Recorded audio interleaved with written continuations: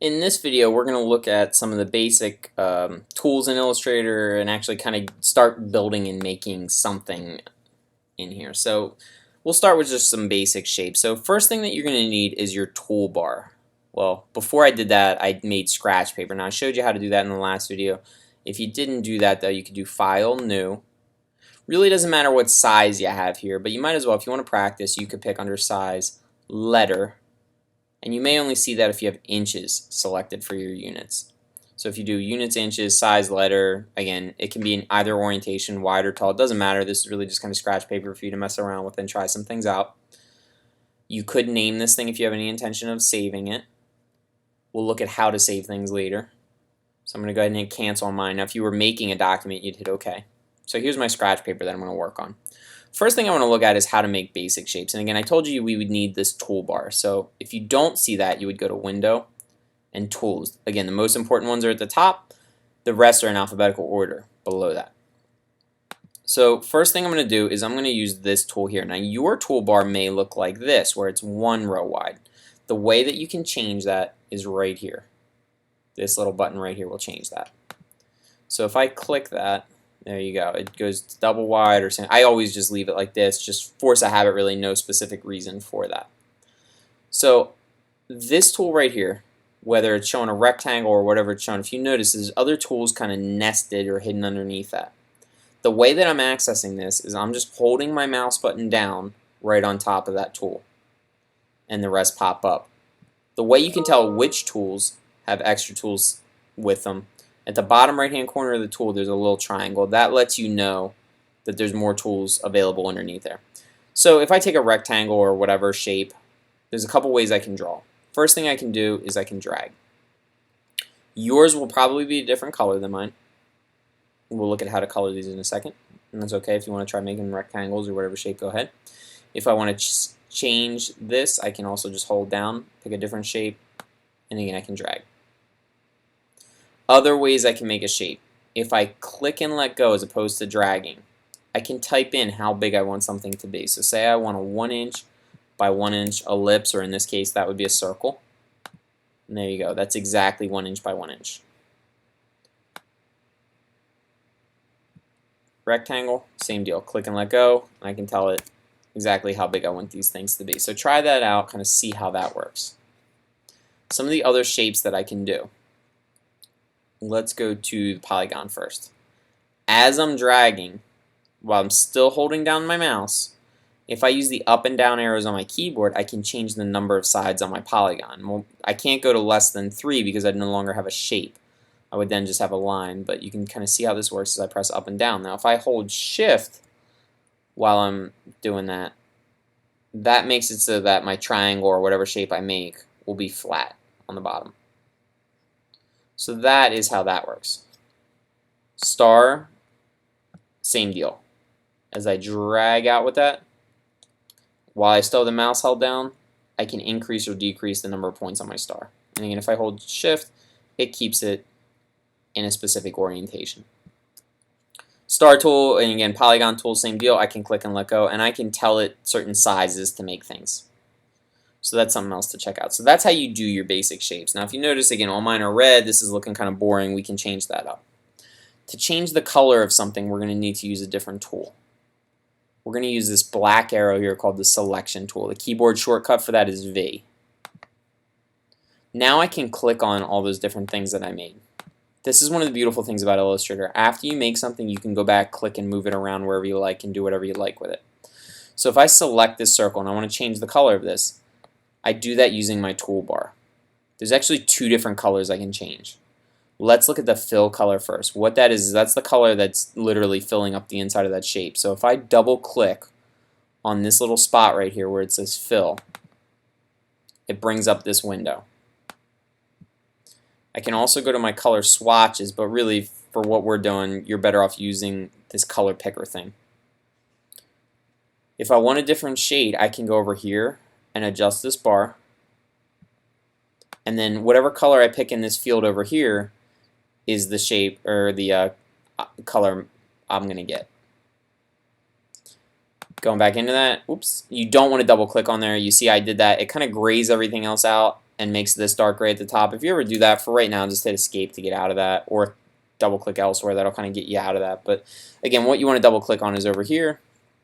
And if I want like a shade of green, you kind of see I'm getting it here. So that'll do that. If this looks different than mine, it's because as I click these different buttons here, you see you get kind of different views of how this thing works. The one you're going to want to most times is the one that I'm on right now, that one at the top. And again, we'll get into all this stuff more as the year goes. If you try to pick a color and it's a real bright color and you see it becomes more dim on your screen when you pick it, don't worry about that. Again, something we'll get into later. The other thing that we can change is the color of the outline of the shape. I can make the outline any color I want. Same deal, I can just double click on this, and if I want green with a blue line around it, I can do that. Now it's tough to see that because that line's so thin. Well, I can increase that. So again, I'm still using this black selection here. I click on the object. The way I can tell it's selected is this box around it. And at the top, I can see where it says stroke. That's what the outline is called. Now if I increase that, if I make that number bigger, either by using the arrows, or I can also type numbers in. And that'll increase the size of my stroke. Now you can clearly see that that thing's blue.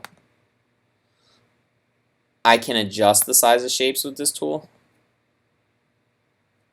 And I can also then, if you notice, a window popped up as I was doing this. It's called the stroke window. If you don't see it on your screen, you could open that again by going to Window and picking Stroke.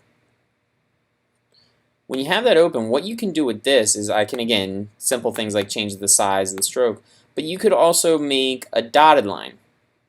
You could change how big those dotted lines are. So maybe I want this to be kind of less dashes. So I'm going to increase the size of the dashes. And again, I could just keep playing with these numbers. I can pick whatever I want. And then I can make the gap or the space in between them smaller. So I get, kind of whatever effect I want. And again, I can just turn that right back off. So that's how you change your fills and your strokes. I can flip-flop those two by using this arrow right here. Those are the main things with fills and stroke colors that you guys will be doing in the very beginning. And again, you have to select it to change the color of it. Whichever one is in front, as you notice, if I single click on these, it pulls one in front of the other. That's kind of the one that you'll affect. So in general, though, for you guys right now, I would just double click, and then you can pick whatever color you want things to be. So that'll kind of get you started on some of that. Now, again, we looked at the selection tool, and I can, again, use that to move things. Now, you're going to notice some things are stacked in front of other things. That can be changed using your layers window. The way that you'll do that is, again, you'd have to go to Window, Layers, if you don't see this window that I'm talking about. If you hit this little triangle right here, it shows you everything that you made.